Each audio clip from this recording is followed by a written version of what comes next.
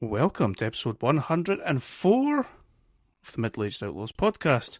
Before we go any further, Adam, I'm going to tell the good people listening to this podcast to, if you've never watched TNA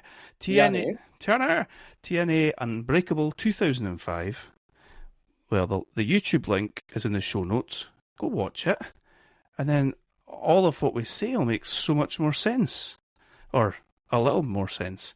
And if you can't be arsed watching it, take it to with about half an hour to go and watch it for there, because it's one of the great three-way dances of all time, I would say. Yeah. So go and do that, then come back, and then we'll begin. Hi Adam, how are you? Hi, we're back. Hi, yeah, good, thanks. You? Wonderful, thank you. Nearly holiday time. Very nearly holiday time. And nearly end of school time as well. So, ups and downs. I want to thank you for picking a magical event, TNA Unbreakable 2005. It also had its ups and its downs, but it was a nice wee change. Did you message me at some point realising that you'd actually watched this entire event before? Yeah, first match, and when Quick, what's his name? Ron Killings is coming as I've definitely watched this, and then as I got through, I was like, definitely, but it's fine. I thought I'd maybe only watched the triple threat match, but I'd clearly watched the whole thing. But hey ho. So, before we get into it, I've got little bits and pieces that I can tell you about this. Remember when we used to do like the number ones and stuff like that? Oh yeah. Yeah, we're not doing that. Oh, but this took place. I don't know if that's true. This took place on September 11th, 2005. That makes sense as to why there's a message comes out up about the American spirit and all that. Yes, it does. Yeah. I was going to message you and say, what happened in 2005? But it was just anniversary of 9/11. Yeah, that makes sense. Yeah. Okay, this was their first, and according to my sources, the only Unbreakable pay-per-view event that there's ever been. However, Adam, there's definitely been an Unbreakable 2025. So maybe they waited 20 years. That's kind of crazy. Because when I looked it up, I found it awful easy to find the one I was wanting to watch. Usually you're having to make sure your navigation's right and you're not watching an entirely wrong show before you do this podcast. That'd be a bit of a nightmare. But yeah, it was the only one that popped up, so that makes sense. And I believe this was in the old Impact Zone, and it was at Universal Studios. Yeah. Orlando, Florida. I think I want to hear. Did you hear what they said? Goodness me, put your teeth in. Did you hear how many they said was actually in the Impact Zone? No, I didn't catch that. I thought they said 400. That is an absolute travesty that only 400. But saying that, it would have been a great atmosphere because it would have been small and loud, but it's a travesty that only, if that is true, that only 400 people saw that match live. Yeah, I mean, it's not a huge, arena, is it? So It probably was quite a low number. Could have been. And this was the first ever, and I believe only, TNA match or pay-per-view that had a match on it that got old Davey, Uncle Dave's 5 stars review. Nice. That's good recognition for 3 Live Crew. Yeah. Yeah. Oh, damn, you stole my joke. I was going to say, well done, Raven. This was your pick, so I'm going to let you take the reins and go for it. Let's talk Unbreakable 2005. Okay. So, you've cleared up something for me that I've got in my notes about the intro just being a bit strange, and there's a slightly over-the-top voiceover guy talking about the American spirit and all that. Kind of sounded like they couldn't get the guy that does all the voiceover adverts for the films, so they got this guy instead. Yes, it's like a total Matalan version. Yeah.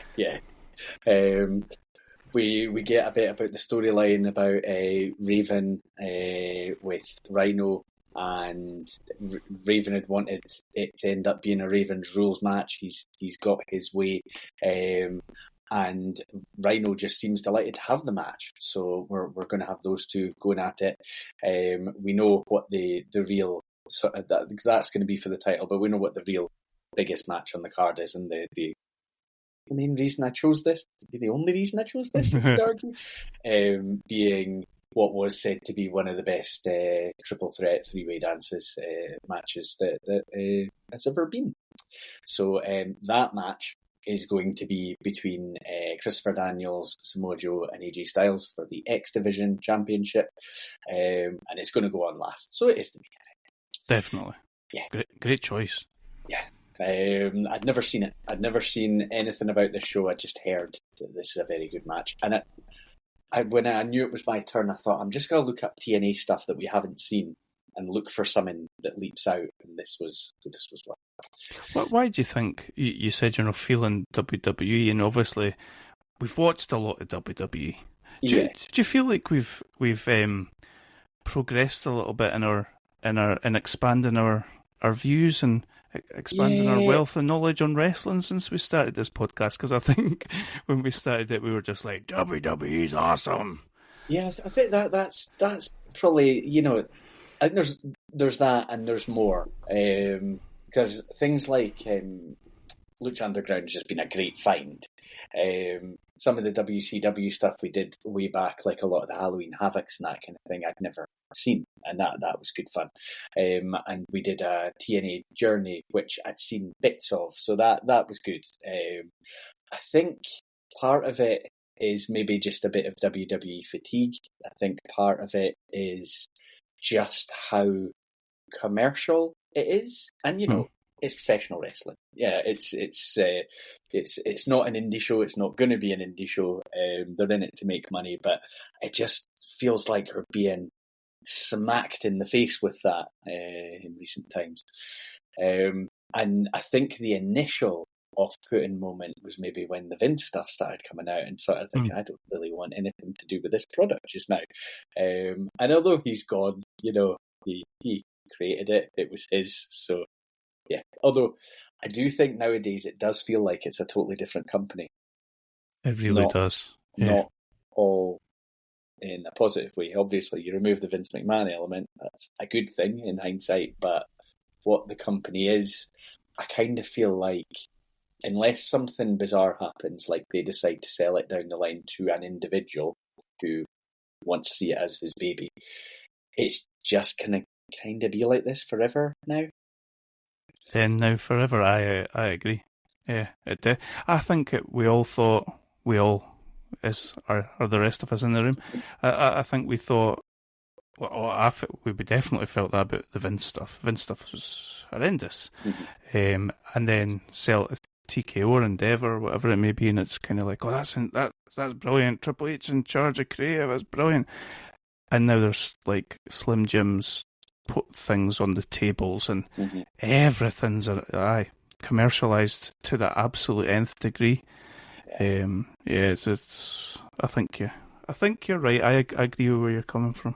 I had a message about this. I had an urge to go back and watch some Golden Era stuff because I thought I want to see some, Savage and Steamboat or Hogan Andre. It's WrestleMania 3 and then onwards a bit. When some of the guys that became top stars were in, like Brett, but he's in a tag team or at Intercontinental level and stuff like that. But the fear of Vince being all over the show kind of put me off. Yeah. Were we doing like 93, 94 New Generation type stuff when all the Vince, and obviously, what am I over? He was like right there in our face, wasn't he? Yeah.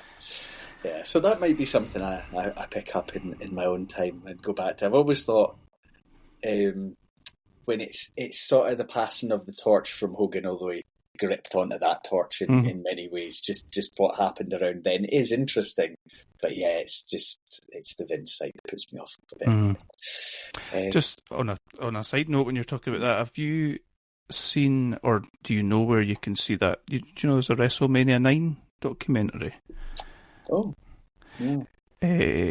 I don't know what it's available. It's the frustrating thing, like with all the. I take it it's like one of these A&E things, Right, but that might be something. I was thinking a wee double header of watching WrestleMania 9 and the documentary at some point. That's my favourite WrestleMania, Adam, as you know. Yeah, I mean, as soon as they're coming down the ring, you're all in with that. Is Heenan what happens with Heenan on his intro? I think is he back? Is he backwards, or has he got his toga half off, or something like that? Something like that. Maybe both. Anyway, okay, let's get into this total non-stop action. Okay, so first voice we're going to hear is Mike Tenay with the opening chat, and it's Don West with him at the announce desk. Do you mind if I refer to him as Donye West? Donye West. It's all right by me. Okay. Feels like you could be at risk of tarring him with an unfortunate brush there. Does indeed, doesn't it? Actually, that's a good point. Damn, everybody's cancelled. Everyone's an asshole. I mean, I think Don West passed away, but I'm not going to dance on his grave by referring to him as Don West. Sorry, Don. And we'll just call him Don. Sorry, Don. We're going to go into our first match, which is a 6-man tag. The 3 Live crew, which is BG James, who in my notes is just called Road Dogg, with Conan and Ron Killings. Up against Diamond in the Rough, which is Simon Diamond leading David Young and Elix Skipper. All right? Yeah. David Young wasn't a name that really meant anything to me. David Young, just incredibly generic from his name to his ring gear. So there's kind of 2 stories they're weaving into this. One being that Simon Diamond is trying to bring these young guys along. And there's a bit of tough love scattered through this. Certainly is. Yeah, he wants to win. He wants them to be winners, and he's not really accepting anything less than that from his proteges. And the other story, which is kind of thrown at as like we're obviously part way through it, which is the situation with Road Dogg, who may not have been believed to have been all that loyal to his team when his old buddy, Billy Gunn, rocked up in the company. And he seems to have had his head turned by the thought of an alliance with Billy Gunn, but he seems to have reaffirmed his commitment to his 3 Live crew team. So it feels like... I mean, he's got a long-standing relationship with old Kip James there. Who would you have been loyal to? I mean, I don't know. I think maybe they're both under some influences here, and I worry that if I tell them to align, that they're going to be coming up with the whole VKM thing and calling out Hickenbottom. Yeah, in the middle of a ring. So maybe in hindsight they shouldn't have done that. He should have just stayed with his 3 Live crew guys.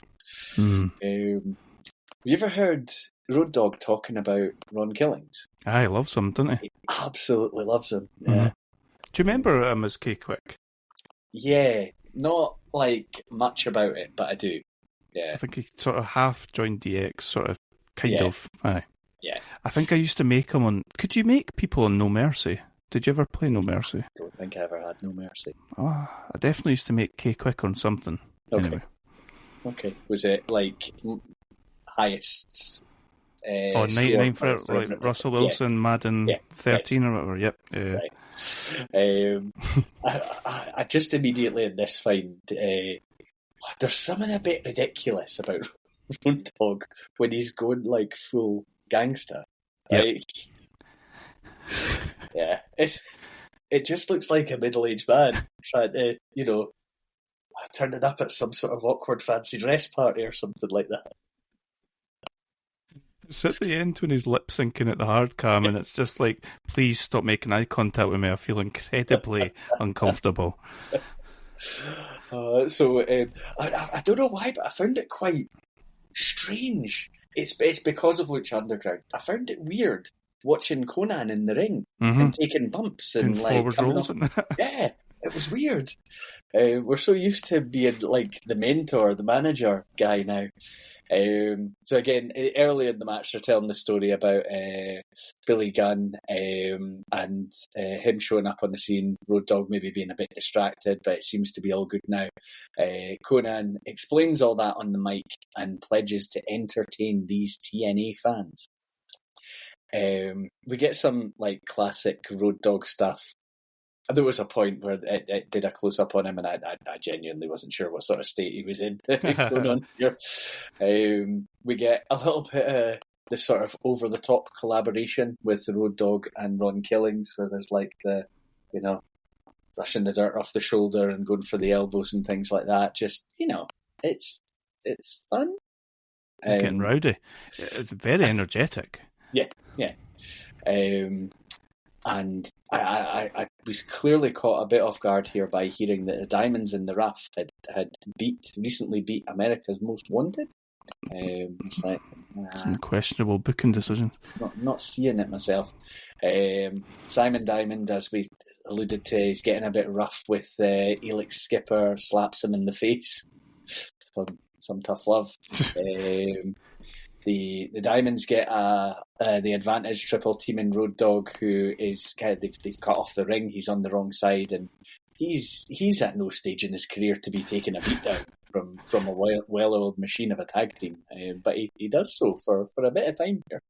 It's interesting that in kayfabe, two teams are pretty much fighting over Road Dogg or BJ James or whoever, because a staple of his career has just been taking the beating until he can tag the next person to come in. Yeah, that's true. And we're going to follow that kind of formula here. We go at the finish where Conan is using his sneakers as a weapon, and they didn't look. You know, you hear about something every day, like a purse or something in the past being loaded, and you find out there's a brick in it. A wee brick in it, yeah. These just seem like sneakers. You've got some big ass feet. Well, yeah, but you know, a strike with the sneakers is enough to get the win. Yeah, I don't know about that. Is that? Did he do that in WCW? I don't remember that. Nah, I don't remember that either. So it's a classic sort of clothesline with footwear in hand that gets the job done. And I've written in my notes that was something of an ominous start. You feel the pressure when you've picked the show. You know, like I'm putting the other guy through this. That's what I felt about that AEW show last time. So that's the win, and Simon Diamond will not be happy with his guys. In fact, he did not look happy with his guys at the end of the match. Did Diamond ever do anything beyond TNA, do you know? I looked it up, and it didn't seem like it was much, anyway. I like that. He was obviously terrible, and he looks like he's in the wrong era. I think I said to you, he looks like he would be like a sort of thing for old women to shout at in the territories and try and hit with their purse as they walk past. Yeah. Oh well. We're hearing about some commotion, some sort of incident that's happened earlier with some big talents coming to the ring and demanding a title shot. So we see Monty Brown first. So Monty Brown, a guy that they had big plans for in the company for a period of time, and he is down challenging the winner of the Raven Rhino title match for a shot at Bound for Glory. And this is not pleasing Jeff Jarrett. So he comes out and he's basically accusing Monty Brown of having stolen his idea. So Jarrett must have been like backstage in the locker room bragging about how he was going to come down and make a challenge, and Monty's just snuck out before him. He did say that. He says, "You saw me put my gear on." Yeah. So like Monty just like sneaked out the door while he was talking to someone. Yep. And Kip James, a.k.a. Billy Gunn, is going to come down to the ring. He is in a tag team with Monty Brown. They have a big match coming up later, and he's not sure about any of this. Monty, making singles challenges here. I think these guys might have been in Planet Jarrett altogether. Yeah, that would make sense. I don't know how clearly it was stated, but that would make sense. And yeah, what a shit name for a stable. Planet Jarrett. Yeah, it's not great, is it? No. So we're going to have Jeff Hardy storming down to the ring, and Billy Gunn makes a save on Jeff Jarrett. So yeah, that would make sense. So yeah. All a bit of setup for Bound for Glory was their biggest, wasn't it? That was the big one, yeah. Yeah. And if you're interested in TNA's Bound for Glory and listening to me and Adam talking about them, there's lots of episodes. Fuck knows what number of episodes they are, but they're there somewhere. Yeah, do your research, figure it out yourself. We're going to go into our next match, which is Austin Aries against Roderick Strong. Oh, Adam. This was amazing. Happy with this? Oh my God, yes. So these guys are Ring of Honor guys. Mm-hmm. So there's clearly a working collaboration at this point in time between TNA and Ring of Honor. Yep. The announcers are doing a bit of a job in putting over the fact that, you wanted this as fans, you wanted these guys in, so we've brought them, we've got them, and we've got you this match.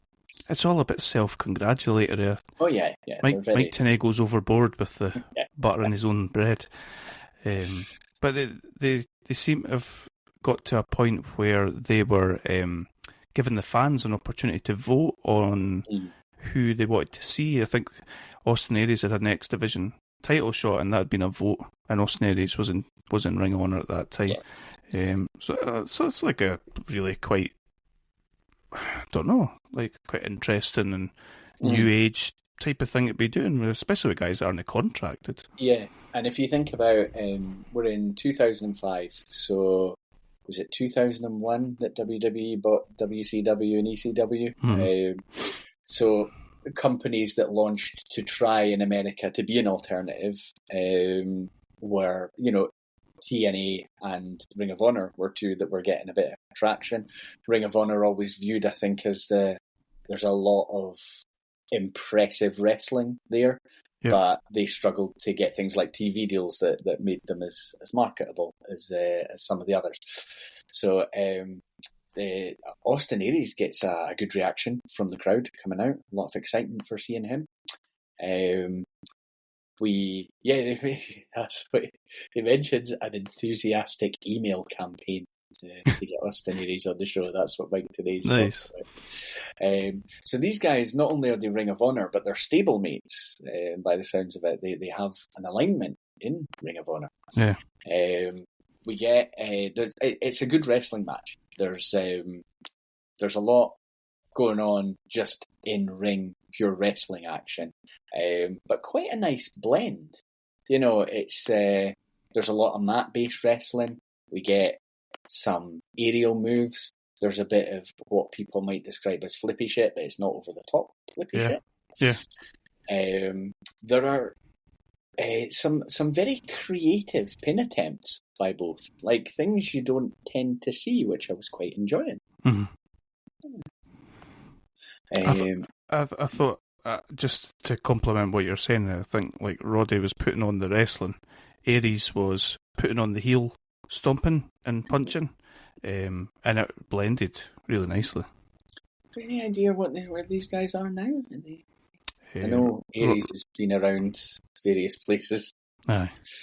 Roddy Strong's definitely in AEW. Okay. As part of generic group number 5. But I don't know. No, I don't know about Aries. Okay. I think he just pissed everybody off that he's ever worked with. Yeah, I think that might be the case. Yeah. Even in this day and age with plenty of options, you can burn every bridge. There's some nice sequence of moves. I was thinking Roderick Strong hit a very crisp backbreaker that you would have enjoyed. Oh yeah, amazing. Yeah. He's what do I mean here? Roderick Strong is a Boston Crab kind of guy. I get it. You can stick that in a t-shirt. He definitely is. Like the same way that Dean Malenko's a Texas Cloverleaf kind of guy. Yeah. we've got a big clothesline and a pendulum elbow. I didn't like the pen. A bit over the top for you, the swingy stuff. Keep that stuff for Road Dogg. We get a Macho Man style where he leaps over the rope and puts the throat of the opponent onto the top rope. Hangs him. You don't see anybody doing that, eh? Nah, and I don't know why. I don't know. That was a macho staple. Yeah. We've got more backbreakers by Roderick Strong. I don't know if there was a tilt-a-whirl in there. That might have been the only thing that was missing. No. I would have noted that. As we're going towards the finish, there's a lot going on in this match, but it's telling a story in the ring, which I like. We get Austin Aries, who's been doing it's not over the top. He's being heelish, but he's not going too far with it. Yep. And he nearly gets the win with a sneaky little small package. And then I think as we go to the finish, Aries, who has taken quite a beating in the course of the match. I would say Strong had more offense in the match as it went. Yep. Austin Aries gets a bit of momentum going, and it's a brain buster, then a 450 splash to get the win. Yeah. Crazy to think this match only went 8 minutes. I just thought, what an effective use of their time. You know, they talk about this being an exhibition and a bit of a showcase, and that they couldn't have done any more to showcase their skills is brilliant. For that only to be 8 minutes, and if you didn't have the triple threat match on the card, for me, that this would easily been the best match. Yeah. I think it's probably, I would have put it to be the opening match. And you know how it's really good if you start off strong. Whereas they started with an almost veering into comedy tag team match. Yeah. It reminded me of seeing the days when WCW were kind of getting it right, and they had their group of wrestlers as well as their group of superstars, and you put two of them in a match, put it early on the card, and you know, people who are more there for the wrestling get that. That's their thing. They're trying to please as big an audience as possible. So yeah, I thought it was a very good match, and yeah, good to see some effective collaboration on the go with Well, was it before or after? You know, there was an issue. There was a reason why Punk couldn't wrestle in TNA, wasn't there? Because he was in Ring of Honor and TNA at the same time, and he did wrestle on those weekly TNA pay-per-views because he was feuding with Raven in Ring of Honor, but then teaming up with them in TNA, or maybe it was vice versa. No, it was that. I think they must have maybe changed their policy, because I think they originally wanted people to be exclusively signed. So they maybe went back on that once they started getting to these. I don't think they would be monthly pay-per-views, but into TV and that. Yeah, I'd heard.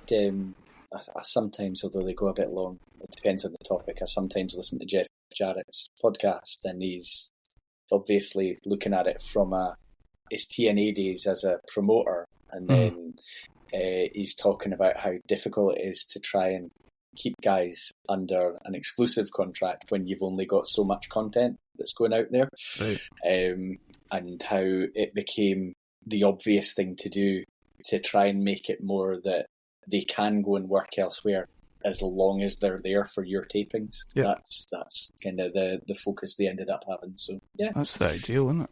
Do you want to know what the stable was that these two were in Ring of Honor? It was called Generation Next, which isn't that what the Young Bucks were called when we saw them wrestling? Not Generation Me. Generation Me, that's right. Yeah.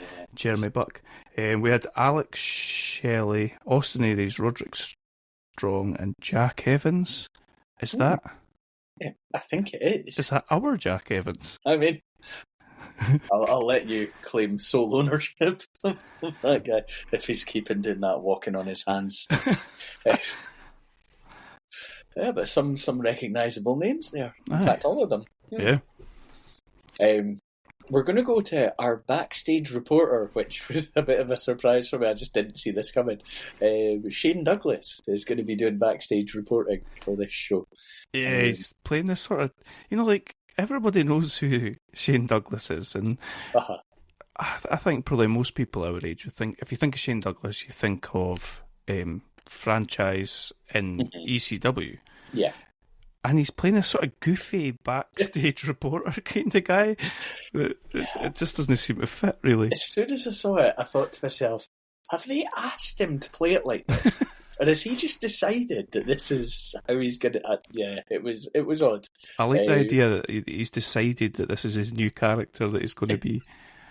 So he's kind of stirring the pot with Monty Brown and Billy Gunn, obviously after the words they've just had out at the ring. And I think, this is the point where it's become clear in my mind that there is an alliance with these guys and Jarrett, or there's supposed to be an alliance with these guys and Jarrett. So there's friction between the two, but they both just seem to end up telling each other to focus on the match and get their head in the game. Right, okay. It's crazy. Like Monty Brown was an NFL player, wasn't he? Yeah. It's crazy how big Billy Gunn is compared to him. Oh yeah. He's like, I don't know how big, how tall, how much taller he is, but he towers over him. Mm-hmm. He does. Yeah. It's crazy. Yeah. See when we were young and we were watching our VHS tapes, did you assume like every tag team would like travel together and room together, best friends forever? Yeah. I feel like that theory's been blown away a bit. I think we've lost it. Yeah. Anyway, like if they don't have matching outfits and if they don't have a tag team name, not Kip James and Monty Brown, if they're not like whatever the Nasty Boys, then there's something. There's just something a little bit missing for me. Yeah, how could you trust the guy if you're not dressing exactly the same? There you go, exactly. Yeah. We're going to go into the match. It's Kip James and Monty Brown against Apollo and Lance Hoyt. I wasn't familiar with Apollo. I've got some trivia about Apollo. All right, okay. He is also previously wrestled under the name Pete the Stripper. Oh. No, sorry, Peter the Stripper. Oh, okay. That's is his formal title. I like that, and we'll be referring to him as that. Nice. And they are joined at ringside by Sonny Siaki, who, going by the storyline, has been injured. Was it by this Jarrett group? No, you seem to have... I couldn't even work out who it was that they were saying it was. So he's wearing a neck brace. And the only point early on where Kip James and Monty Brown seem to be bonding together is to mock the fact that this guy has a neck injury and he's wearing a neck brace. So it seems like Apollo is brought in as kind of a replacement from Sonny Siaki actually being able to participate in the match. Now, early on, I'm a Lance Hoyt guy. I've got that very early in my notes. He's kicking Billy Gunn's ass. He's just like a big kid tearing about the place. I think we thought this the last time we watched TNA. Yeah, just enjoying life. Just like the happiest test. So, as the story of the match is unfolding, Billy Gunn and Kip James and Monty Brown cannot get on the same page. It's like Monty doesn't want to be in the match. There's uncertainty about strategy, and you can't do that when Big Lance Hoyt's around. Nah. The tags hadn't been very cohesive, but we finally get some teamwork between Brown and Gunn. Then they're just like slapping each other and stuff like that, and tagging themselves in when the other guy's close and that kind of thing. I've gone off on a wee bit of a tangent here. That on one of Jeff Jarrett's podcasts, he talks about Monty Brown being, in his opinion, one of the biggest misses in pro wrestling. Yes. He cannot understand how it didn't work. I wanted to ask you about that. Yeah, so he had a plan to make him champion here, and he apparently spoke to him the whole time, like, look, you're going to end up in WWF. That's how it's going to go for you. So establish yourself here and go there. And the only thing that he can think of was Monty Brown maybe tried to skip a step a little bit and tried to go too early before he properly got experience and established himself. I wouldn't say I look and see a can't miss talent. He's obviously physically impressive. He's agile. He's quick. He looks strong. I felt like a little bit of the charisma maybe seemed a wee bit forced. Oh, really? Yeah. Particularly as he's shouting to the crowd. Like, is that you, or is that? I've been told to shout at the crowd at this moment. Right. But Jeff. He assumed as soon as he went to WWE, even though he thought he went too early, that the sky was the limit for the guy. Well, do you know what? I was thinking about this because I think he went to the reverse ECW and he was like, do you know what his name was? It was a weird name they gave him. It's like Casper Van Noy or something weird like that. I don't think he did very much. And see now. Between he cut a good promo before the start of this match. It since I think he said something like, Kip James. That's not the right person. What's the other one? Oh, it's Kip James. Sorry. Yeah, James. He asked him to apologise to Jeff Jarrett, and he was like, what's it called? The alpha male doesn't apologise to anyone. I don't know. There's a bit of charisma there with the promo, with the pounds. With the fancy shirts, he would get over in 2025 in WWE. Give him a catchy entrance and maybe something to do with his hands akin to Yeet. He'd be wildly over. Especially with a legitimate sports background. Aye. I mean, they'd be think playing of the up pounds t-shirts they'd be selling. I think I'm being a bit mean about Apollo now. Pete the Stripper. Yeah, I'm asking in my notes, is this his first match? So I found myself quite distracted by the match as well because I was just waiting for the full blow up between Monty Brown and Kip James because it felt inevitable. And I've got Monty Brown taking some liberties with my boy Hoyt on the outside, and then the moment arrives. Monty Brown holding Hoyt as Billy Gunn prepares to strike. Hoyt moves out the way. Billy Gunn kicks Monty Brown. And Gunn is absolutely furious about this. He is blaming Monty, nobody else. And then Apollo with a super kick on Billy Gunn for a near fall. I thought Apollo was going to walk away with all the glory there. I referred to that super kick as Pete Strip music. Yeah, that's pretty good. Monty saves Gunn kind of saves him by pulling him off Apollo's shoulders, but then just kind of tosses him to the side. And then Monty hits the pounce for the win. And the winning team are walking away, but it's not exactly harmonious. So it wasn't the full-on breakdown of the team that I thought would happen here, especially when he did kick him. But all the seeds have been planted there that it's not going to be rosy moving forward for these guys. It was relatively well restrained, though, wasn't it? Yeah. I think. Yeah.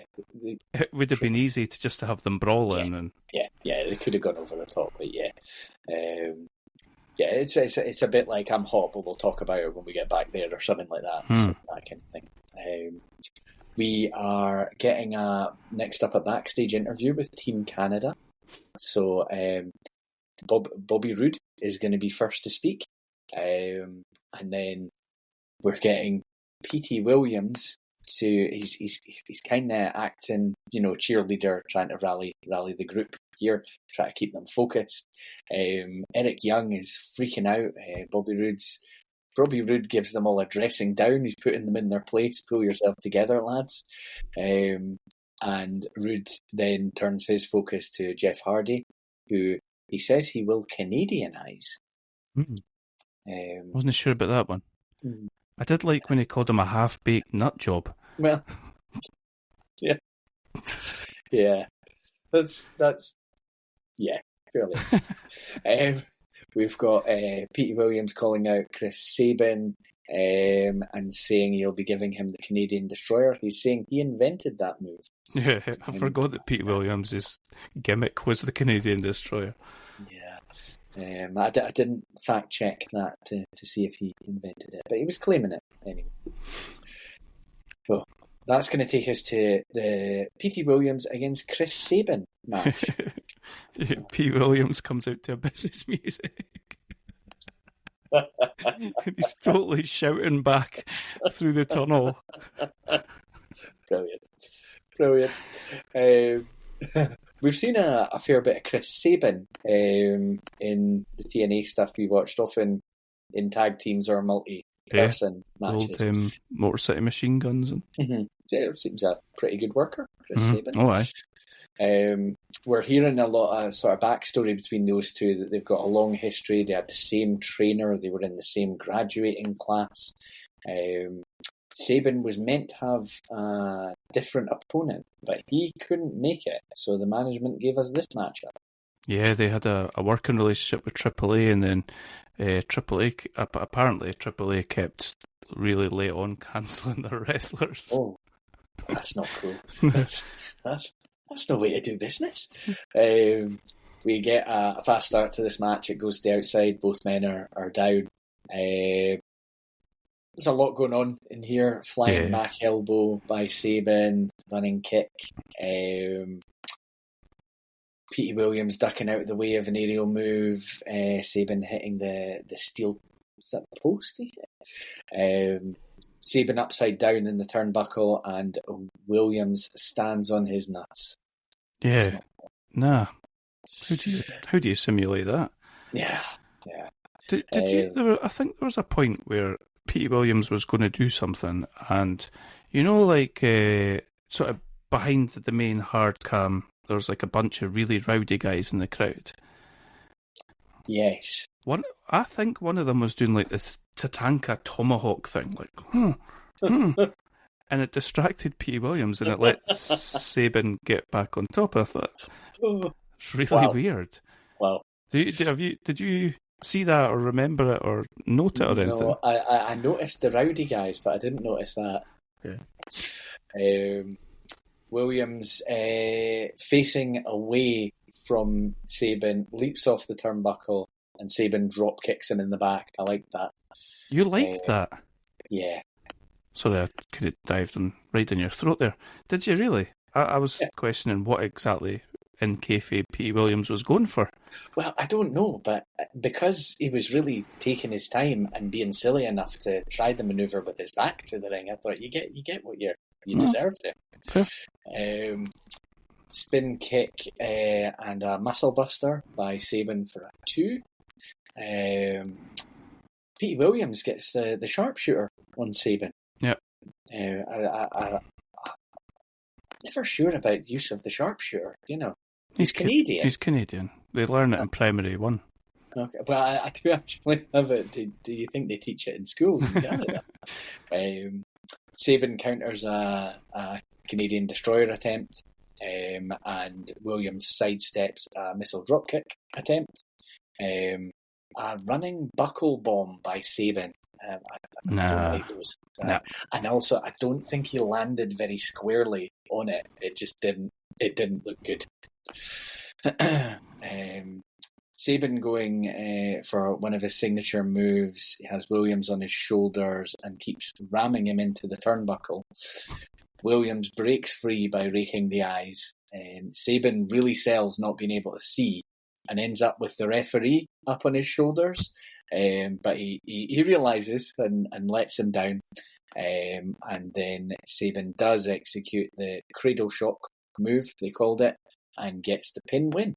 Nice. And then we're going to have a run-in by a name I remember, but I cannot remember anything about it. Matt Bentley. Matt Bentley, yeah. So he runs in and hits a super kick on Sabin. He gets a mic, and he's indicating that everyone thought he would be going up north to WWE, but he's not. He says, people thought I was bound for up north, but the only place I'm bound for is glory. Oh, that's sick. Guess who this guy's famous cousin is? based on how he looked and what he did? I don't know. He came in the ring and super kicked. He had a really crisp looking super kick. Is he Shawn Michaels' cousin? Yeah. Really? Huh. Well, I would have thought he would have ended up north then as well. Maybe he had some issues. He was trained by Shawn Michaels as well. Okay. So That's harsh. Maybe he had some issues. That is completely unfounded. Yeah. My apologies to Maverick Matt. He's maybe too good for up north. He's too much of a clean cut young man. There you go. Yeah, that's also unfounded. Yeah. He wants in Ultimate X, and he, we're told, is the original winner of Ultimate X. And then he gets a super kick also on Pete Williams before he is done. I never understood. Surely the champion should be the only one that's. You can't just say, "Oh, by the way, I'm going to stick your title up for grabs." The winner of this main event match. Found that a bit odd. Sorry. Yeah. He's maybe got friends in high places. Well, we know he's got one. So, yeah. Very high at that point in time. We're going to get a bit of one of our old favourites, James Mitchell. Yes. The fantastically over-the-top manager of Abyss. James Mitchell. Sorry, I keep interrupting you. Seeing James Mitchell just unfortunately took me back to watching the Chris Kanyon episode of Dark Side of the Ring, because I'd watched it relatively recently. And I think I may have tainted James Mitchell for myself by watching that episode. Okay. It was really quite sad. James Mitchell has said that Abyss will destroy everyone if he doesn't get a title shot. So we see bits and pieces of the destruction that Abyss has been causing. He was also destroying Raven when Sabu got involved and made the save for, one of his old ECW mates. Did you get the impression that was Sabu debuting? Yeah, I think it probably was. Yeah. So that's going to bring us to an Abyss versus Sabu no DQ match. So we know some of the stuff that's going to go down here. And as he's walking out to the ring, James Mitchell is proposing we do things Sabu's way, make this a no DQ match. And then I've got in my notes, where the hell did Sabu appear from? He seems to have appeared out of nowhere. We've basically got Sabu, who we know who he is. We know, what he likes to do in the ring. There's going to be a bit of risk taking on his side. He's crazy agile, and Abyss, who's just massive and a bit of a psycho. So we've got some classic Sabu stuff in here. Setting up a chair that he can spring off to do moves like a clothesline, which sends Abyss over and out of the ring.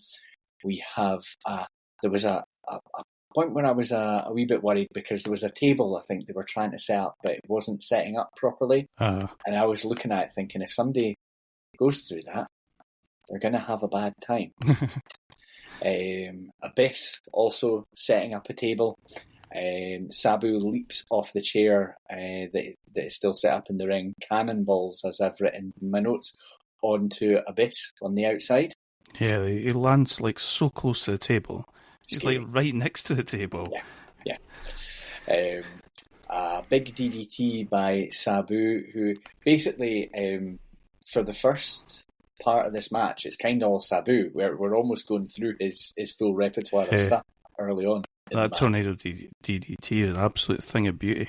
Yeah. It's like graceful. Yeah.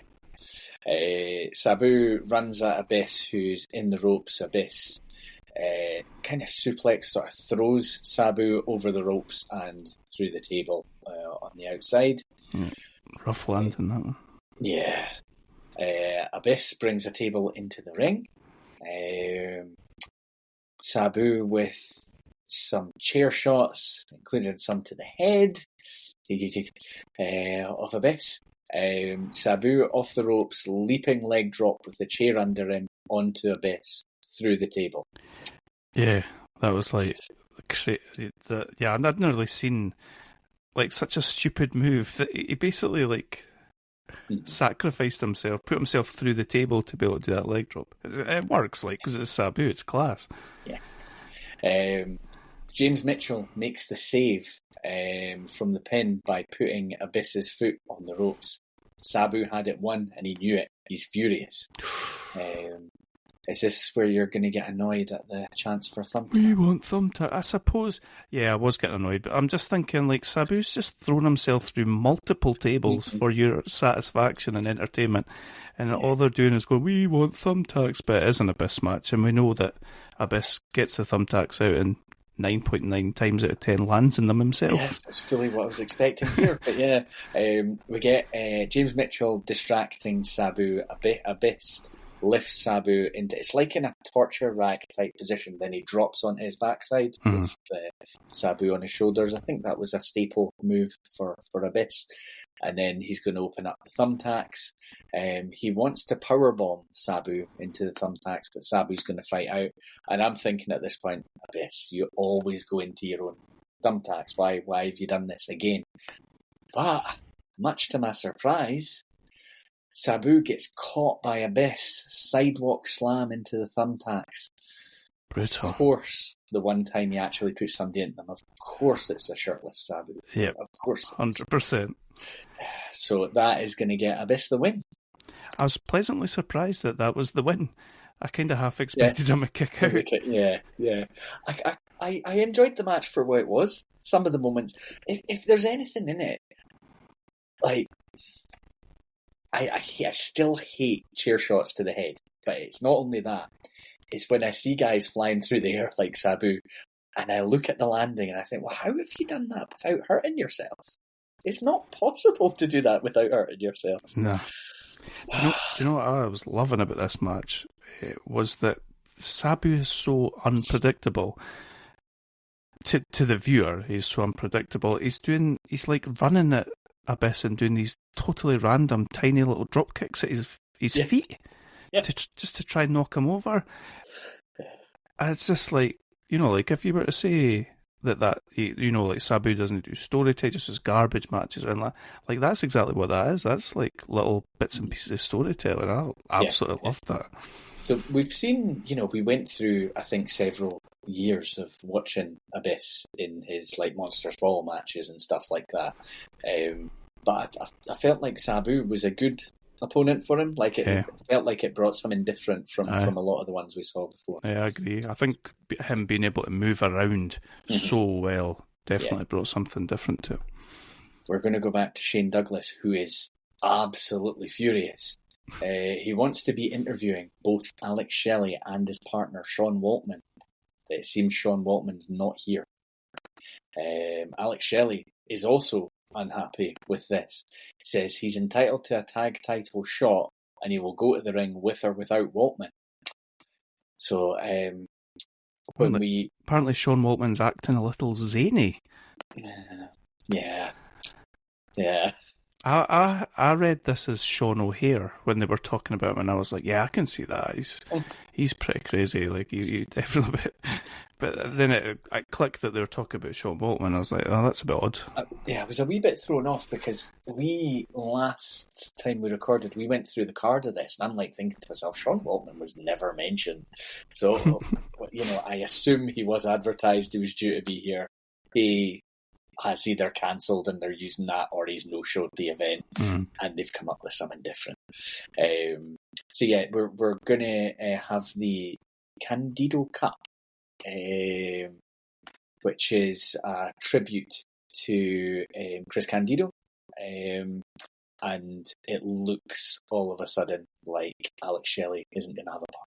So were they wrestling for? I think the Waltman and Shelley won the Candido Cup, and that had resulted in them getting the tag team title shot. Yeah, that's right. I did look it up. I think Waltman just no-showed. This is 05. Yeah, it's probably not in a great place in 05. Next match up, Bobby Roode against Jeff Hardy. And I was thinking just the way that they were talking about, like they're maybe just starting to break out Bobby Roode to some extent. They're making a bigger deal of him. It is apparently Jeff Hardy's first match for 4 months. Ah, you couldn't tell. He'd been suspended by TNA, and I've written it could be a shoot, it could be a work, I don't know. The technical words that I use to describe what Jeff Hardy looks like is dog shit. So you're suggesting he's not been, professionally preparing for this the entire 4 months that he's been... Seems like he's been experimenting with hair and colour, food colouring and hair dye. And maybe something else.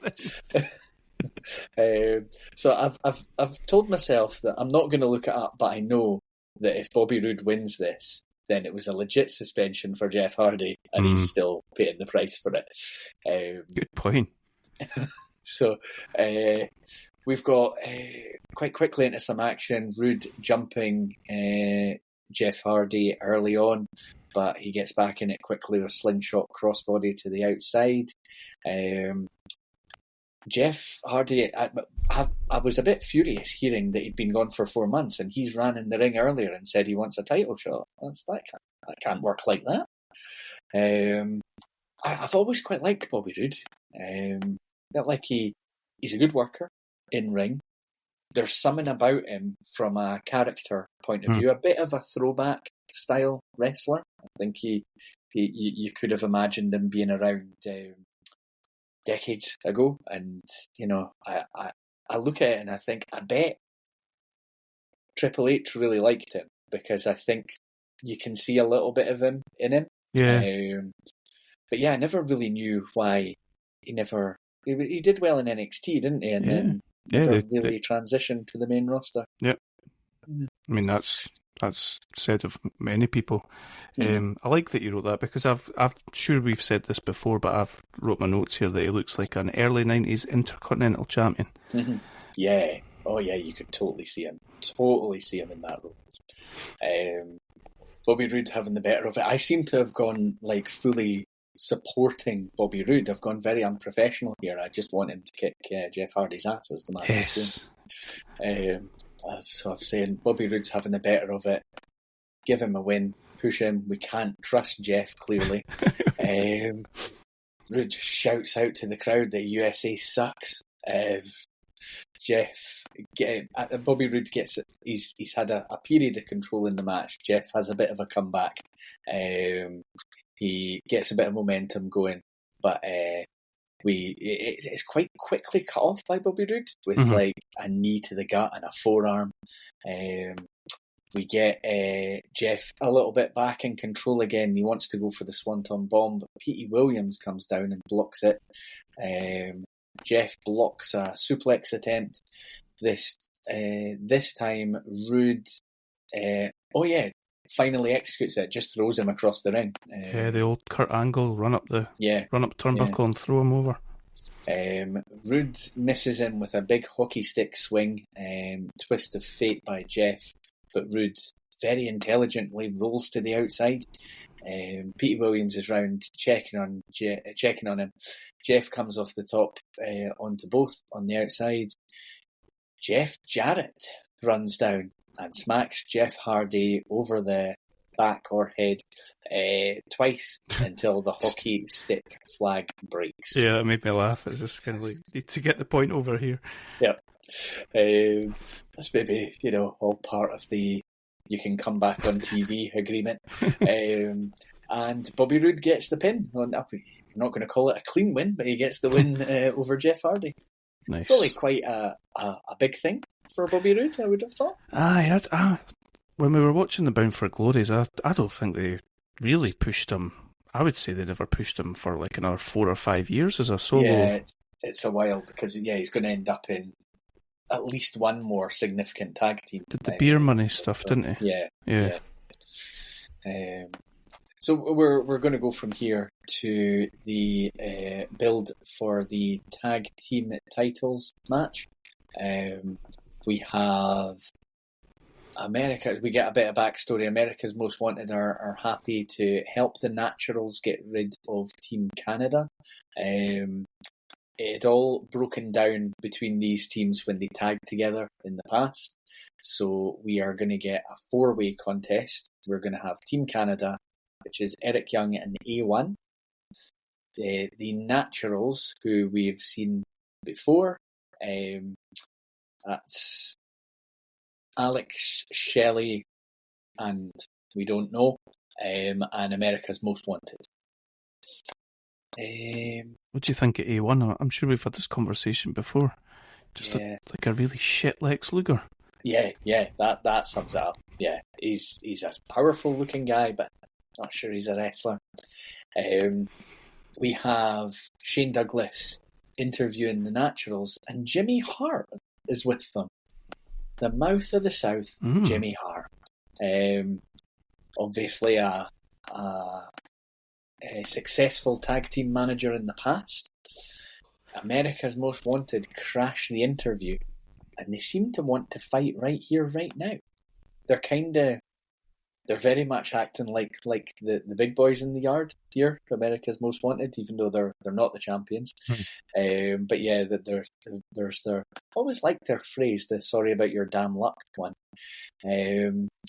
And we get confirmation about what this match is going to be. So it's elimination rules, but means when one participant is eliminated, the team are eliminated. So into the match, Alex Shelley has no partner. Winner of the Chris Candido Cup with Sean Waltman, but he hasn't turned up for the event. Candido's family are in the crowd. I've written, Sonny must be stuck in traffic. That is, I have regrets. I didn't know that Chris Candido was related to that Rob Beckett, the comedian, but apparently he's front and centre for it. We kick off the match, and Shelley is just on his own. He is partnerless. America's Most Wanted and the Naturals are going at it. Shelley ends up in the match, which seems like a bad situation for him because he doesn't have a partner to tag out, and the other teams are kind of shying away from any tags to get him out. It's elimination rules. Why would you help the guy out? He gets beat down. He's just looking for help. Nobody wants to tag him. The announcers, they start being quite sympathetic towards Alex Shelley. They just want him eliminated for his own good after a bit of time. And the Candido family are starting to look visibly upset about what's going on. And Waltman is taking a lot of abuse on from the announce team. That thing he said it was Sonny still made me I hope she's not stuck in traffic. She's a bit of liability when it comes to that. Alex Shelley gets a counter and knocks down both of Team Canada and Johnny Candido? Is it Johnny? Yeah. Yeah. He's had enough. He can't watch this anymore. He leaps the guardrail and asks Alex Shelley to tag him in. So we hear that he's wrestled some matches before, but as soon as the tag's made, the referee's all good with it. He is now his official partner. And, you know, I'm not sure that can be the way it's allowed to go. Like, we've even had some pretty horrific, tragic situations in the past where inexperienced going to be professional wrestlers have, you know, had life-changing issues happen to them in the ring when they shouldn't have really been in the ring. I can't remember the guy's name, but New Jack was involved. And you're talking about mass transit. That's it, mass transit. Yeah. So yeah, I'm very concerned for Johnny Candido, but the ref's all good with it. And yeah, the announcers are, you know, I think playing it up for a nice story, but still a bit concerned about what could happen to Johnny Candido here.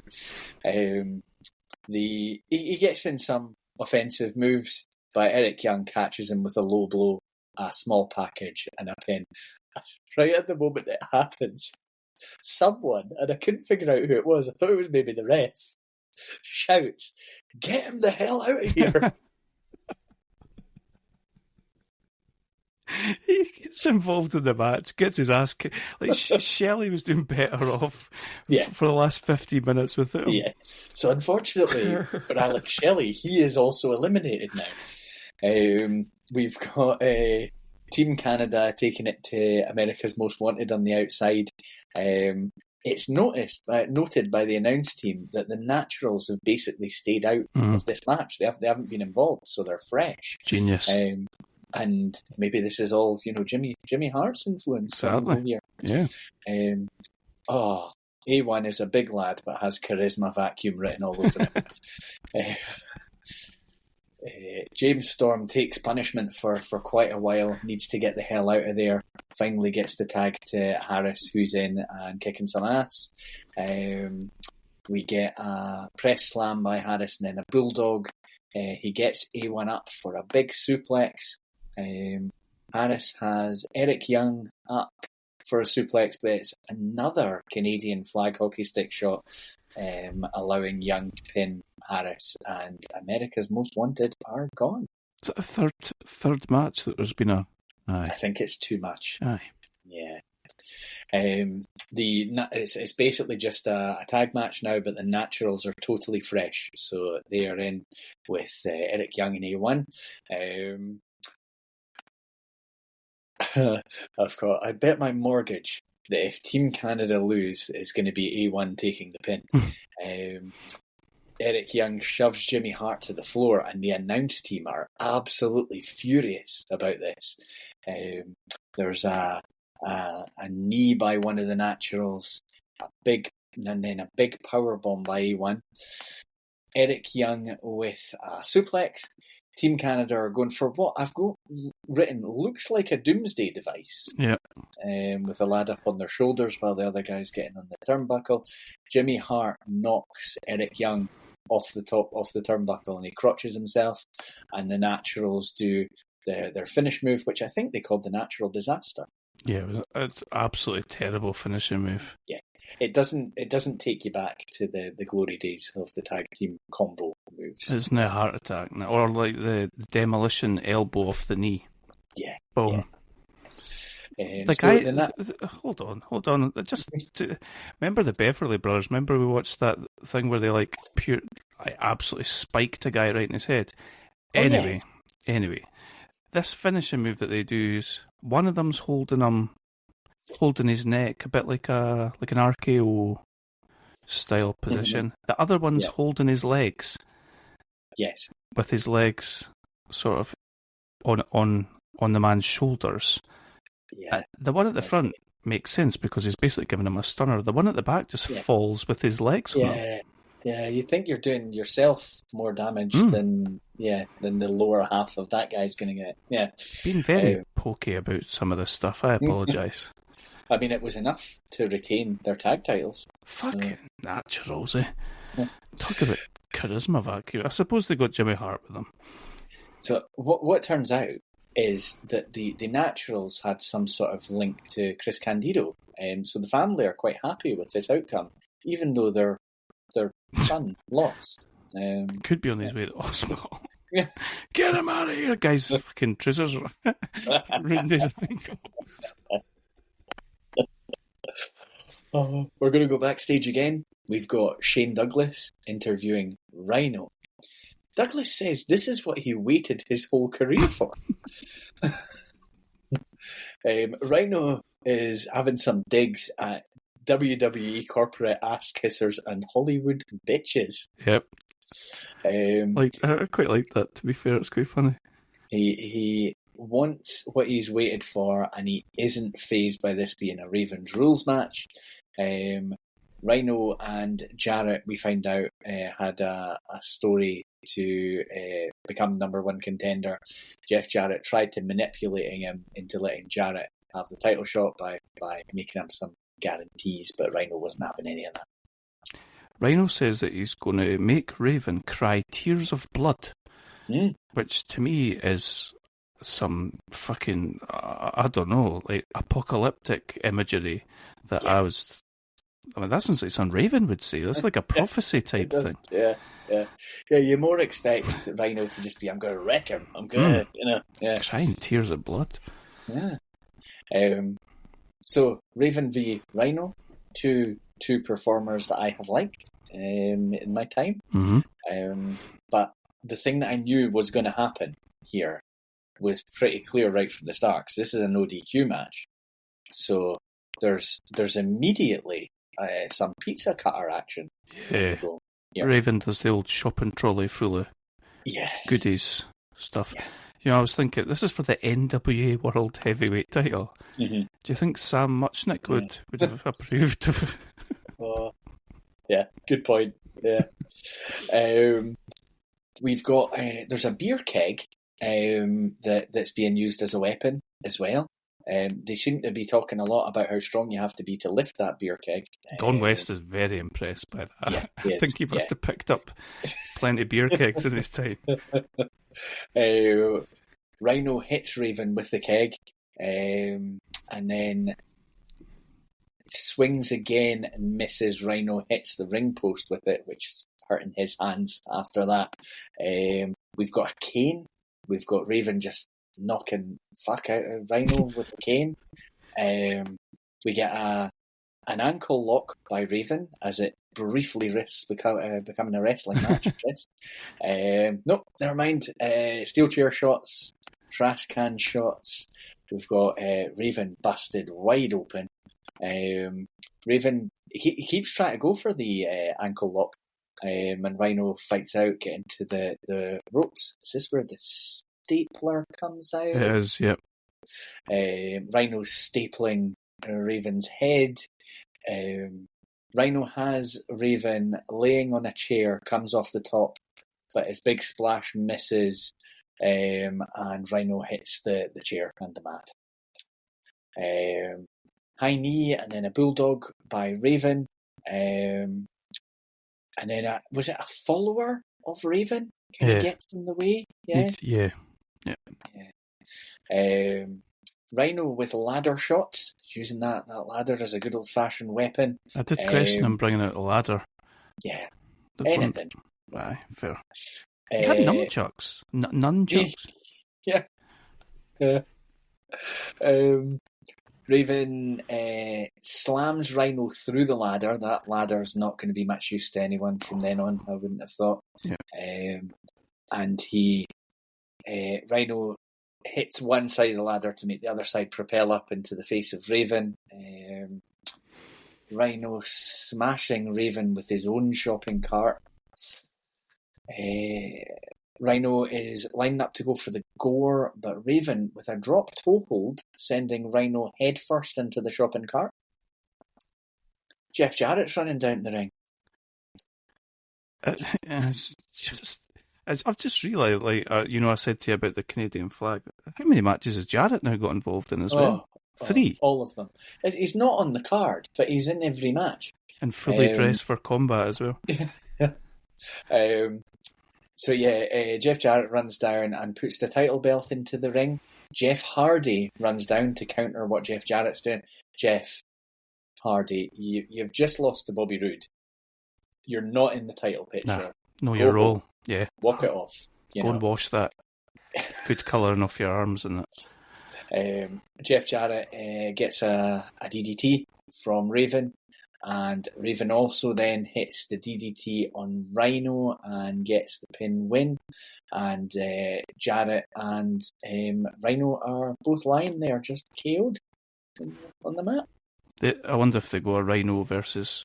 Jarrett's probably involved in every storyline there is going, actually. Yeah, this is too much. This is, one run-in, if you're not in a match, one run-in I can cope with. But, this is too much.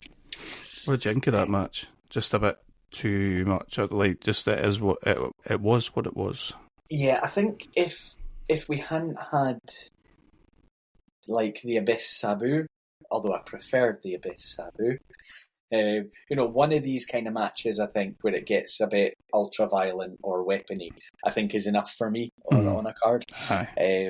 But when I saw who the matchup was, it was always going to be this kind of matchup, I think. It's frustrating. Raven's got more than just shopping cart full of crap. Yeah, I think we've talked about Raven before. I love the idea of the character, but beyond ECW, I don't think it was ever used right. Nah. WCW, it was like a sort of sanitized version of Raven, wasn't it? And in WWE, I don't know how long. He was sort of very quickly relegated to your Sunday Night Heat and Velocity and stuff like that, wasn't it? Yeah. And like multi-person hardcore title matches and stuff like that. Now, for the good shit. So, we get a bit of background. AJ and Joe have been having some battles for the right to face the X Division champion Christopher Daniels. Kind of inconclusive outcomes in a lot of these matches. These guys have all been in and around the X Division for a period of time. I'm assuming, but I don't know for sure. They all former champions in it at this point. And I always this happened definitely on quite a few of their pay-per-views, especially in the Daniels, Joe, Styles type era. The X Division is kind of the main selling point here of this show. Yeah. And I think not only is it what the loyal TNA fans want to see, I think there is a desire here to show it to the wider audience and say, look what we've got here. Yeah. So yeah, I like that this goes on last. We're hearing right from the off, Daniels has had this belt for nearly 6 months, which I was thinking, wow, I just like, it's not a title I think of being with one person for as long. Yeah. They say AJ is a 4-time X Division champion, and Samoa Joe is still undefeated. Amazing. Forgot about his streak. Yeah. We get, right from the off, we're going to get some big talk by Daniels, but the other two just go for it. They attack him. I think Daniels maybe hoping they might go up against each other right from the off, but it becomes a little bit of a 2-on-1 for the early stages of this match. They're having a bit of a competition to see who can damage him the most. It's quite entertaining. Yeah. And I think heel Christopher Daniels is quite like smarmy and arrogant. He's got that about him. So I mean, you would both want to have a go at it. Try to kick his ass and one up the other. The issue you're inevitably going to get in these situations is only one guy can win. So it's never going to be harmonious in a 2-on-1 unless you totally get rid of that guy and go at each other. AJ, it's a difficult match to talk about move by move. There's a hell of a lot going on in here. Yep, it's nigh impossible, isn't it? Yeah, it's very entertaining. I always think, like, I don't know that there's been many others that have quite had this about them. Samoa Joe just looks absolutely believable as a kick-ass, brutal guy. Yeah. And the moves he does look like they would hurt like hell. And I've heard so many times Kurt Angle specifically saying, it doesn't hurt. Really? Like, he will not hurt you. It's, he'll land so light as a feather on you, and you're like, but how? Everything he does looks like it's got bad intentions. Yeah. He must be one of the most... He must be up there. Try to think of others that we've probably spoke about before. He must be up there as one of the most talented that's never won a WWE heavyweight title. Yeah. He got the AEW one, didn't he, for a while? Yeah. I imagine he's quite a sort of steady guy. I kind of imagine he'd be good backstage. There wouldn't be, a lot of bullshit when it came to him. And probably would have the respect of everyone as soon as he walked in the door. Yeah, you don't see anybody messing with him, do you? We'll talk through some of the stuff that looked pretty cool as this match was going. AJ leaped at Joe for a phenomenal forearm, gets caught and suplexed. We've got he's got a very nice drop kick on him, does AJ Styles? Oh yeah, poetry. He goes, he does a shooting star springboard off the top onto the other two on the outside. And I think we've talked about it before. It's like he hangs in the air, AJ Styles. Do you know he got, I seen him interviewed by someone saying that he got a phone call from Billy Kidman. Kidman told him to stop using shooting star. That's my move. Oh, Billy. Some of the other things on the go. Daniels and Styles combined to send Joe to execute a Hurricane Rana on Joe. Oh, what, the monkey flip thing? Yes. Oh, it's amazing. Yeah. What else have I got? Daniels going for his best moonsault ever, but he doesn't execute at that time. Joe catches both men in the corner and absolutely destroys them. Daniels with an impressive Death Valley driver on Joe. He's a big man too. Daniels isn't the biggest big man to have up there for a Death Valley driver. We've got Joe with a suicide dive onto the pair of them. Joe throws Daniels and AJ over his head off the turnbuckle into the ring. A big suplex by Joe on AJ and then a muscle buster. But the announcers are telling us that Daniels has his hands on the belt at that point. Samoa Joe sees Daniels come in, catches him. The ref tries to take the belt from Joe, but the distraction allows Daniels to hit an enziguri, which puts the belt into Joe's head because he's holding it at the time. Genius. Nicely timed. Daniels hits his best moonsault ever on AJ, but Joe breaks up the pin. We have a inverted DDT by Styles on Daniels for a 2. That's such a good move. I don't know if he still does that or not, but that just looks amazing. Yeah. Daniels superplex on AJ. Both men are down as Joe is starting to recover. We get a power bomb attempt by Joe, and then a STF on Daniels. We get the Pele kick by AJ, and then a torture rack into a slam on Joe. And again, I was thinking that's quite impressive. Daniels slams AJ onto Samoa Joe, and I was thinking, do you remember that Roman Reigns win? I think it was like maybe Bryan Danielson and Edge where he stacked them and pinned them both. I thought, imagine they had Daniels do that to Samoa Joe and AJ Styles. But no. We've got the Styles clash on Daniels, but Joe breaks the pin.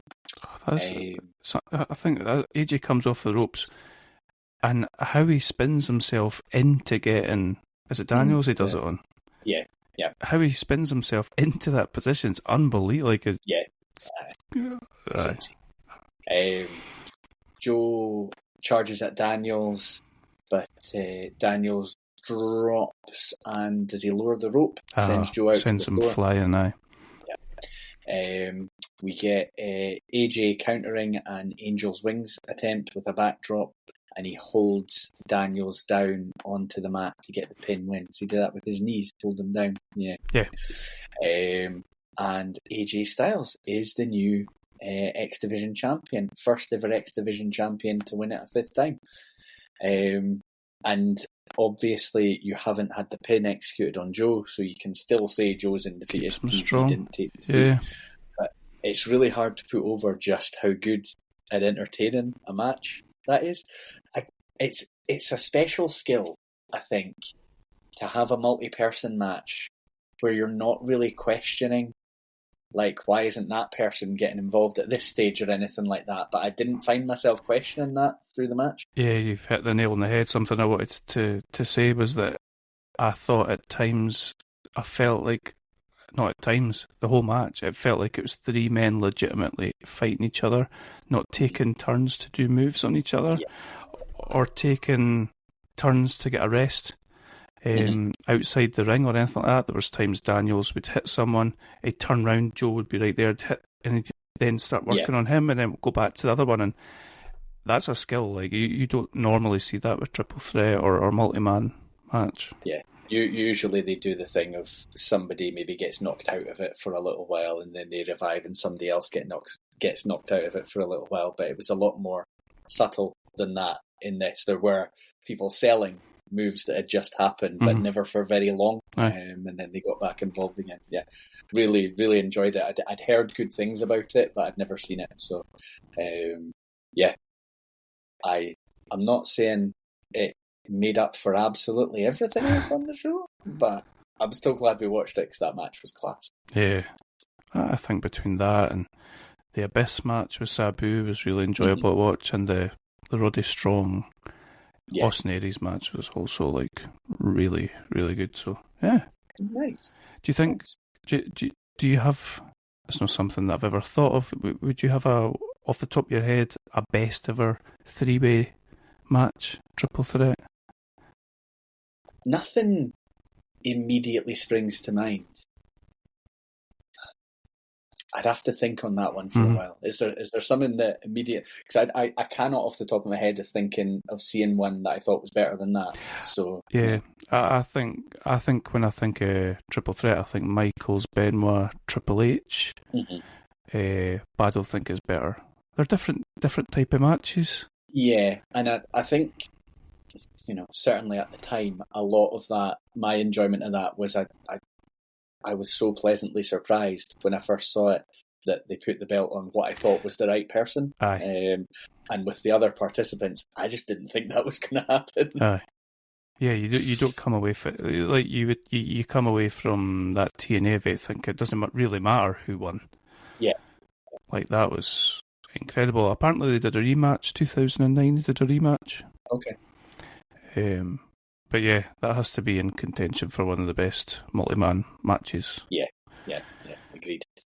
I wonder how young they all were round about that time. They really should have, if anybody was watching that TNA at that point, that must have been something to make some sort of noise, that match. Yeah. You would think, when was this, about September 2005? Yeah, so AJ Styles is 28.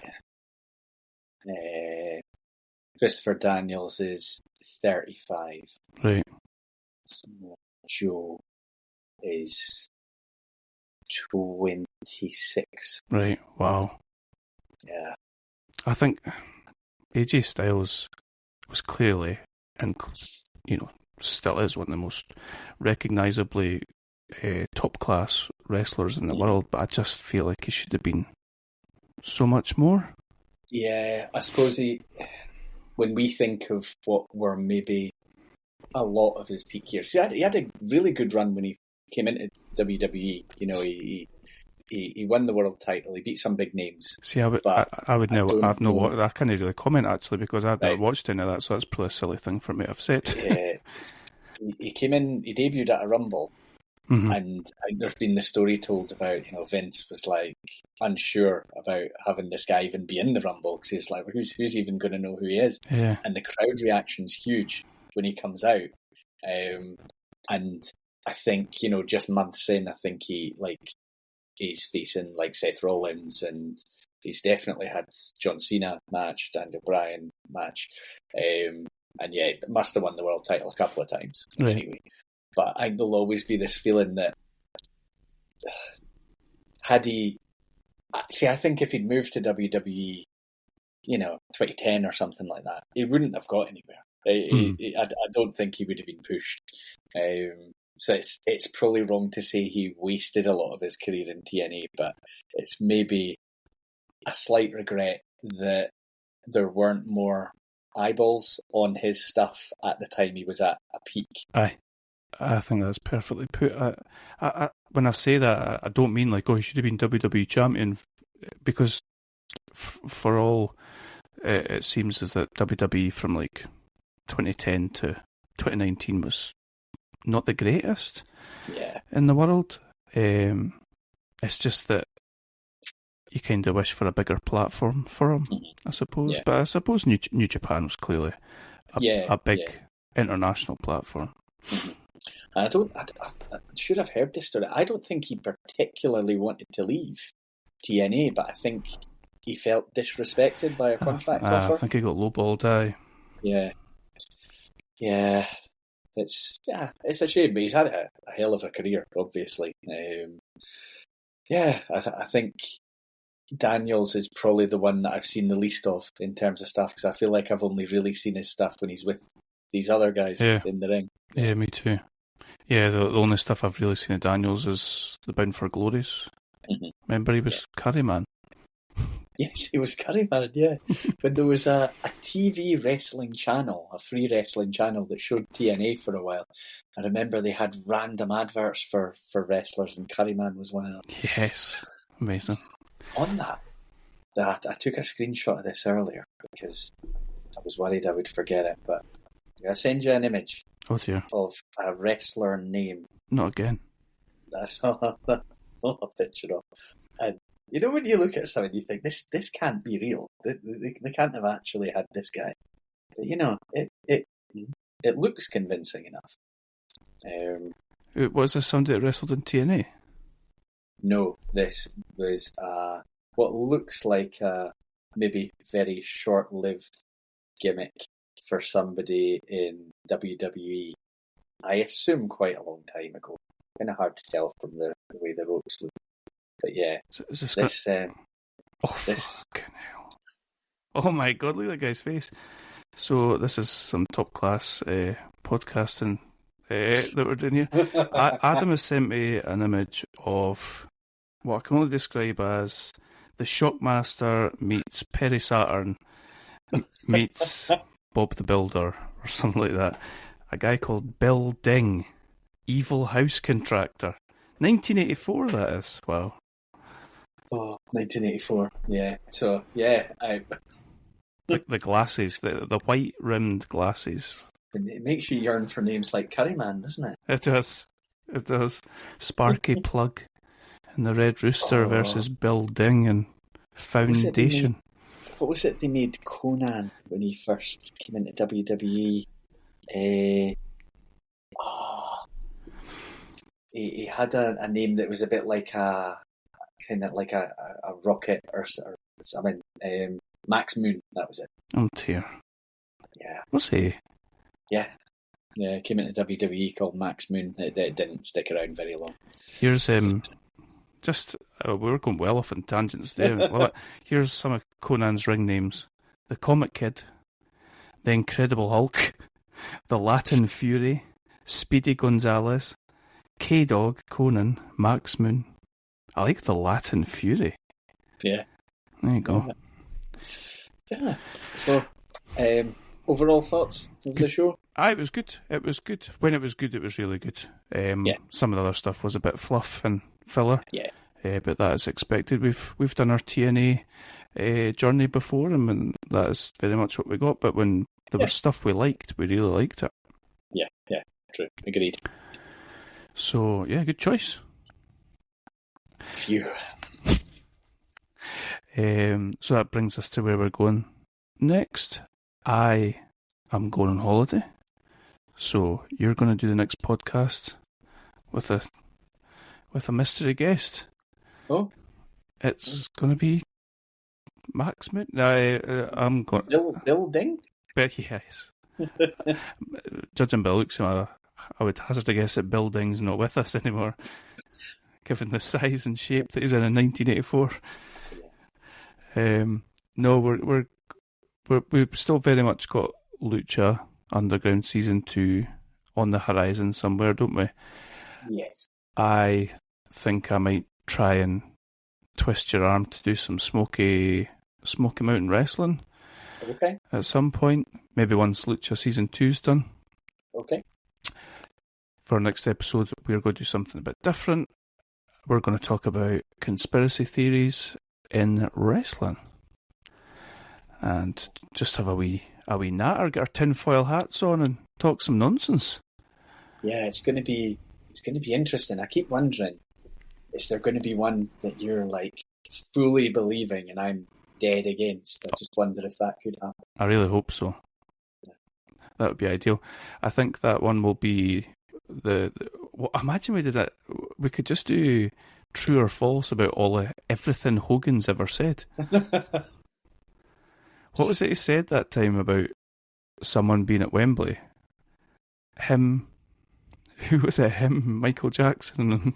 Oh, yeah. And Mike Tyson? No, I can't remember. It was another big celebrity name. But yeah, we'll talk some conspiracy theories. It might get a little bit dark, but that's all right. Yeah, that's okay. Yeah. So how do you want to do it? Are we gonna take some ourselves, do a bit of digging on it, or are we just gonna table them all in the moment and get immediate reactions? Well, we've got ourselves a wee list, so I thought we could split up our list. Yep. And try and convince the other one of the Okay. just how true this potential conspiracy theory could be. Okay. So yeah. What's your favourite wrestling conspiracy theory, Adam? So I used to, although I don't really anymore, have the slight intrigue about the everyone having been in on the screw job. Yeah. Just because, in theory, everyone could have benefited from it if WCW had had any idea what to do with Bret Hart. Yep. Yeah, But in the end, he came off worst. And I think because of that, we'll get there. We'll get there. I assume that'll be on the list. Yeah, so, you can take that one. Okay. What about the conspiracy theory that Goldberg injured Bret Hart on purpose and they agreed it together so that he could get paid off and stop wrestling? I hadn't heard that one. I just made it up right this second. Oh, right. Okay. Jim Goldberg's been on the phone recently and been like, right, we can stop now. Like, you got your payout. Just lay off. What did they used to call those? The payouts that they got? It was like Lloyd's of London payout. Like Rick Rude had it, and then did he? Mr. Perfect. Did he have to, but Mr. Perfect, I think, got it and then had to give the money back because he started competing in ring again. Yeah. I think Ted DiBiase maybe got it as well. Right. Oh, his family's squeaky clean though. Well, highly unlikely they'd be involved in it. Just surprising he would need it. I was looking at the wrestling figures the other day. Not for me, I should be clear. Not that there's anything wrong with that if you're a collector. Yeah, of course. Matt Cardona. Hi, Mark Cardona, as John Cena just said in SmackDown the other night. There was a Ted DiBiase figure. Was he called the billionaire Ted DiBiase in WCW? Was he? Maybe. I don't remember. Because did they actually have him as a worker in WCW? I remember them having him as the mouthpiece of the NWO. Aye, I just remember him being in the crowd, and throwing up numbers. I think they used him as the mouthpiece and then decided actually they didn't really need that kind of mouthpiece. Aye. But Big Kev's got it covered. Right, we're going to sit here and waffle shite for the next 3 hours if we allow it. So we're going to go, Adam. We'll get our tinfoil hats on and chat about some conspiracies. Yeah, that'll be fun. Next time, okay. Oh, you take it easy. And put your sun cream on. Watch the sun in Scotland. Yeah. Enjoy your holiday. Thanks. I'll try. Yeah. Toodaloo.